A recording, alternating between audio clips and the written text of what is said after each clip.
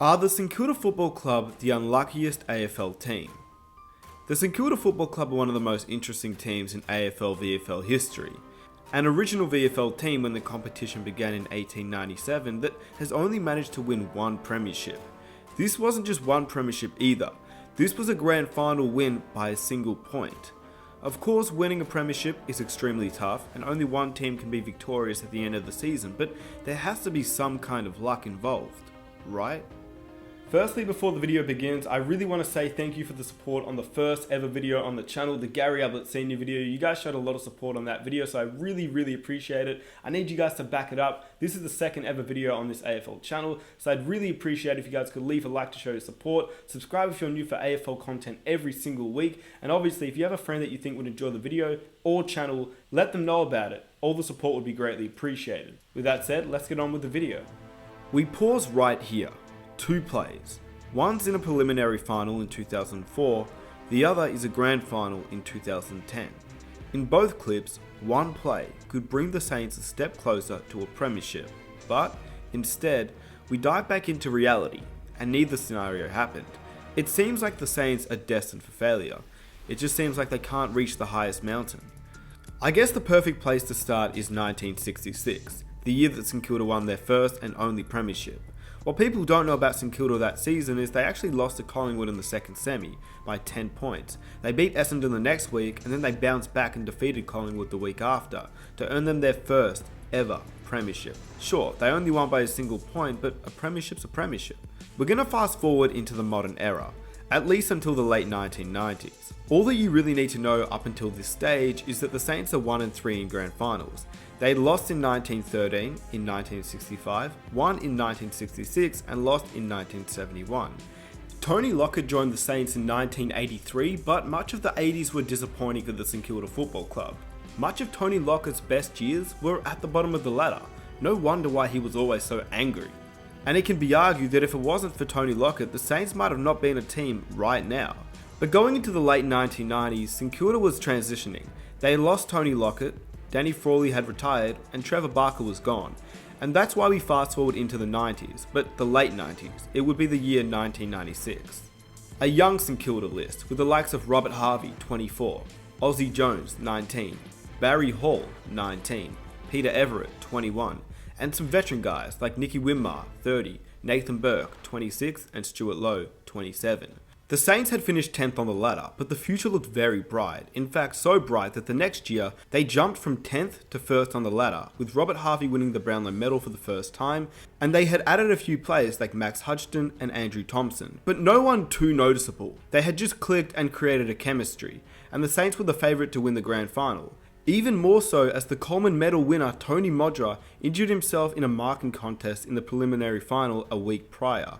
How good was this for the Saints? No Tony Modra, and it was a battle of first on the ladder versus fourth on the ladder that season. The Saints looked primed to win their second ever premiership, and they started off the grand final really well. They had a 26-42 lead in the second quarter, which was then cut down to 13 points at half time. But still, a lead going into half time of a grand final, they looked ready to win their second ever premiership. And then, bang. 8 goals straight kicked by the Adelaide Crows in the final quarter of the 1997 grand final led them to come from behind to win the game comfortably in the end, in a year that was really prime for the Saints, who had choked away the win. They never could get back to that form either. Once again, from 1999 until 2002, the Saints did not make the finals, but this could also be argued it was one of the most important time periods for the Saints, ever. In those 3 years, they had managed to bring in Lenny Hayes, Nick Riewoldt, Stephen Milne, Nick Dalsano, Matt Maguire, Justin Kazitsky, Lee Montagna, and had traded for Fraser Garrick and Aaron Hamill. During this time period, the St Kilda Football Club lost Barry Hall, but losing Barry Hall didn't really affect the Saints, because whilst the St Kilda Football Club had a dual Brownlow medalist in Robert Harvey, had a young yet superstar in the making in Nick Riewoldt, it was Fraser Garrick who changed the way the Saints played. He was traded to the Saints from West Coast and nearly retired back in 2003, before being moved from full back to full forward. Twinkle Toes won back-to-back Coleman medals in 2004 and 2005 and was named at full forward in the All-Australian team in 2004. The G-Train became a force, and so did the Saints. This is where we really begin, from 2004 up until 2010. arguably the best stretch the Saints would ever have outside of the 1960s, and this was it. They finally had a chance with a strong yet powerful list to take the league by storm and win a premiership. So, what happened? In 2004, St Kilda finished third behind Brisbane and Port Adelaide, the two grand finalists that season, but the Saints looked really good this season. St Kilda won their first 10 matches of the season, they had the G-Train who won the Coleman medal, and they had Nick Riewoldt who came 9th in the Coleman at half forward and 7th in the Brownlow, and of course Lenny Hayes, who was now a star of the competition.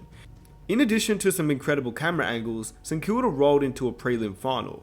When all the momentum was with the Saints, the G-Train went on to kick his 100th goal of the season.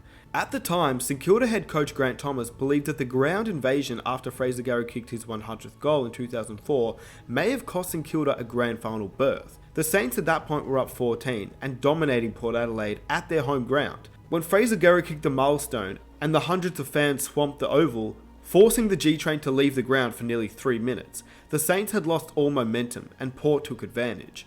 Port kicked 4 goals and the course of the game had changed. Port Adelaide's Josh Carr has been quoted saying that the fans had derailed their own team, but it all came down to this play right here. Brent Guerra, a former Port Adelaide player, now playing for the Saints, with a chance to kick a goal to tie the game and go to extra time. He missed. Game over. The Saints were defeated by the Port Adelaide Football Club in a prelim final who went on to win the grand final.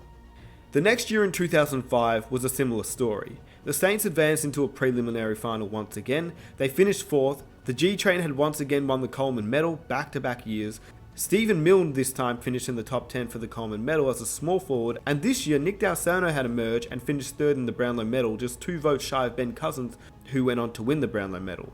Fast forward to the prelim final, the Saints were facing off against the Sydney Swans. Barry Hall, the former Saints forward, who was part of the 1997 grand final, had now punched Matt Maguire in the stomach in a prelim final. Real smart, but maybe it was, because after all, Barry Hall's representation successfully argued that the incident was in play despite the ball being 60 metres away. As a result, he went on to captain the Sydney Swans to their first premiership in 72 years, defeating the West Coast Eagles in a grand final by 4 points. If that was today, Barry Hall wouldn't be able to play in a grand final, the Sydney Swans would probably have lost, and Barry Hall would have been suspended for a number of games. But this was 2005, and Barry Hall has gone on record saying, "I shouldn't have played. If rules are rules, I shouldn't have played in the grand final. I hit a guy. The rules were in play, out of play. He was clearly out of the game. I got away with one. What can you do?" As for the game, the Saints were up by a goal going into the last quarter, but Sydney went on to dominate the last quarter, and once again, the Saints, just like in 1997, failed to play 4 quarters, and this time they missed out on a grand final. The next year in hindsight was just disappointing. The 2006 season was all over the place. It saw St Kilda and Fremantle play a game after the final siren, BT's tie turned from green to purple. They made the finals but lost to the Melbourne Football Club in their last time making an AFL final series, but Melbourne were just too good for the St Kilda Football Club this week and they eliminated them in the elimination finals. And this loss actually changed the Saints completely. They sacked Grant Thomas, which was quite harsh considering that he got the Saints to 2 preliminary finals, but then again, they had acquired Ross Lyon, who changed the way the AFL was played defensively. The only thing that came out of the 06 season was negative. Justin Kosicki was considered one of the bright stars of the future, and at the time he was actually seen higher of a potential player than Nick Riewoldt, as he was the number 2 overall draft pick, won the AFL Rising Star Award, but was derailed by injuries, none worse than a fractured skull injury that he never fully recovered from. So the 2006 season was disappointing. The 2007 season was even more disappointing, seeing the Saints finish 9th and not even making the finals. The playing list hadn't truly brought into Ross Lyon's game plan, and it was basically the end of Fraser Garrick, until he made a last-second comeback the next year, but never was the same. And it was also nearing the end for Robert Harvey, and so the 08 season was pivotal. The Saints did bounce back. They finished 4th on the ladder, but were defeated by the Hawthorn Football Club once again in a preliminary final, and the Hawks went on to win the grand final that season. What's even more disappointing for the Saints is only 9 weeks prior they had beaten the Hawthorn Football Club by 30 points, and they were looking good heading into the finals, but they couldn't beat Hawthorn, and Hawthorn won the grand final. By 2009, the Saints were very mature, ready and eager. Now they had lost Robert Harvey, Fraser Garrick, Aaron Hamill, Andrew Thompson and Max Hudgton. But these players had been replaced by the emerging Brendan Goddard, Justin Kaczynski, who wasn't injured anymore and took the G-Chain spot, Sam Fisher, who had become a key defender for the Saints to rely upon. We know what happens from here. St Kilda won their first 19 games of the 2009 season and looked as dominant as ever. They were the most dominant team that season in the competition.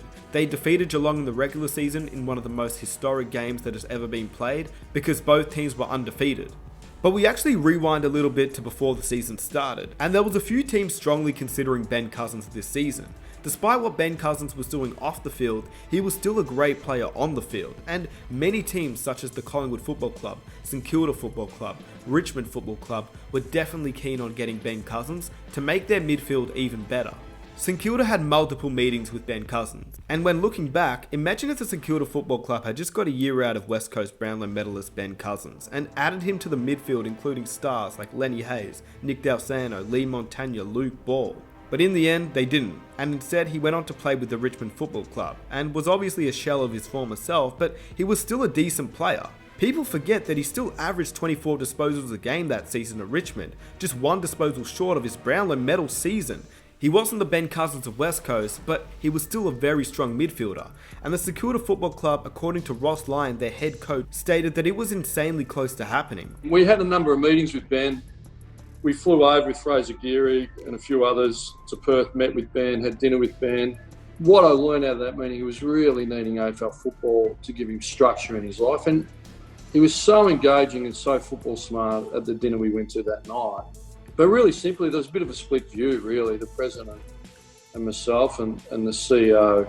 I'd made my mind up as coach that I was out, and I went to a vote, to be honest. It's pretty simple. They're out, we're out as a club. But in the end, there was too much antics off the field that caused him to go to Richmond, and St Kilda declined. Sure, Ben Cousins' effectiveness wasn't the same as West Coast, but he was still a great player, and despite what he did off the field, the Saints didn't need him to dominate as they had Hayes, who finished 3rd in the Brownlow, Dalsano, who finished 6th in the Brownlow, and Riewoldt, who finished 9th in the Brownlow. They just needed Ben Cousins to play his role. And looking back, it's a pretty big question. Had the St Kilda Football Club taken the risk, how would he have played for them? Whether he would have helped them to get over the top of a grand final, and a narrow grand final at that. Nevertheless, the 2009 Grand Final was here, without Ben Cousins, and the St Kilda Football Club was still the best team that year. The Saints had finally made it, a narrow win against the Bulldogs in the prelim, featuring a last-minute kick-off-the-ground goal by Nick Riewoldt and a young Jack Higgins celebrating, and now they were in a Grand Final. This, though, is why the Saints are unlucky. Firstly, in 2009, the Saints were the best team all season. Then, during the Grand Final, the Saints had led going into the last quarter, which meant the St Kilda Football Club was the first team to lose a Grand Final from a 3/4 time lead since the Hawthorn Football Club in 1984, and Geelong became the first ever team to win a Grand Final after losing in the first 3 quarters. Look, we can talk about the infamous Hawkins goal that hit the post, the punch from behind that should have been a turnover but a smart toe poke from Scarlett gives Ablett the ball and Geelong get a goal. And there's simply no debating, this was a great play, but it was obviously pretty unlucky for the Saints. You see, in the end, the Saints lost by 12 points, but you see 6 of those points came from an after the siren goal by Max Rook in the final quarter when the game was already won, and the Hawkins goal was counted, meaning that it could have been an after the siren Max Rook kick for the win. Imagine that. Nevertheless, the Saints lost. The next year, we know what happens. 2010, the Saints have a monster comeback in a grand final with all the momentum. They have Brendan Goddard taking screamers, Lenny Hayes kicking goals from outside 50, and once again, all the momentum was with the Saints. Now, listen to this. Listen to this statement by Lee Matthews back in 1997 during the St Kilda Adelaide Grand Final. Well, you know that things are going to decide the game. It could be the bounce of the ball, could be a brilliant individual effort, or it just could be a free kick situation. That's just a lot of the game. Did Lee Matthews put a curse on the St Kilda Football Club in 1997 and predict what would go on to happen in 2010? Well, you know that things are going to decide the game. It could be the bounce of the ball, could be the bounce of the ball, could be the bounce of the ball. That would be crazy, right? Here we go, Hayes belting the ball forward. Johnson quickly off the mark. Milne at best. Ball bouncing. Well, I guess it really is just a game of football, and the ball can do anything. But Stephen Milne and his bounce will go down in AFL history. He did everything right. Eyes on the ball, lost his defender, got in position, and was one of the greatest small forwards in AFL history. If he just had the ball in his hands, magic would have happened, and the Saints would probably go on to win a grand final, the second grand final in AFL history for the St Kilda Football Club. But another unlucky situation, and the draw comes, and they were too battered and bruised for the next game, and Collingwood ran over the top of them. So here's a recap.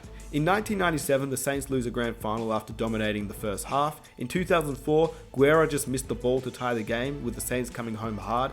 In 2005, they were defeated by the Sydney Swans in the prelim final, who went on to win the flag. In 2006, they were defeated by the Melbourne Football Club in the elimination final, after the Saints led at every change. In 2008, they were defeated by the Hawthorn Football Club in a preliminary final, who went on to win the grand final that season. In 2009, Hawkins had hit the post, and the St Kilda Football Club had led at every change going into the last quarter.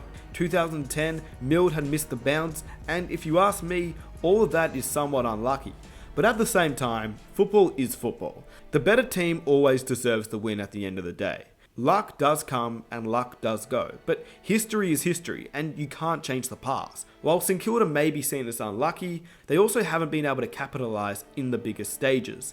When push comes to shove, they didn't capitalise in the last quarter against the Adelaide Crows in 97, or against the Sydney Swans in the prelim final after leading, or even against Geelong after leading the entire game in 2009. They had their chances, and they just couldn't capture a win, which means whilst they have been unlucky, they've also had their chances. Getting to a grand final is also a massive accomplishment. You can only get 2 teams getting into that grand final, and people say that a prelim final is just as hard to win as a grand final. So all in all, while St Kilda has been a team full of disappointment, they've also had some strong teams and some strong pushes to make a premiership run, but they just haven't been able to get over the hump.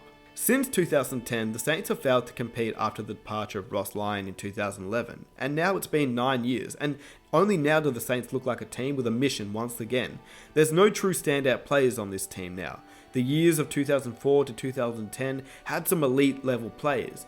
Nick Riewoldt, Brendan Goddard, Lenny Hayes, Dalsano, Gehrig, Harvey, the list goes on. But at least now they're taking a step forward, and they're playing very well for a young list, so it's going to be an exciting future for them, and let's see how far they go. And let me know what you thought about this video down below in the comment section. If you guys could leave a like to show your support, that would be greatly appreciated. Subscribe if you're new for AFL content every single week, and if you have a friend that you think would enjoy the content or the channel, let them know about it. And I'll catch you guys in my next one. Peace.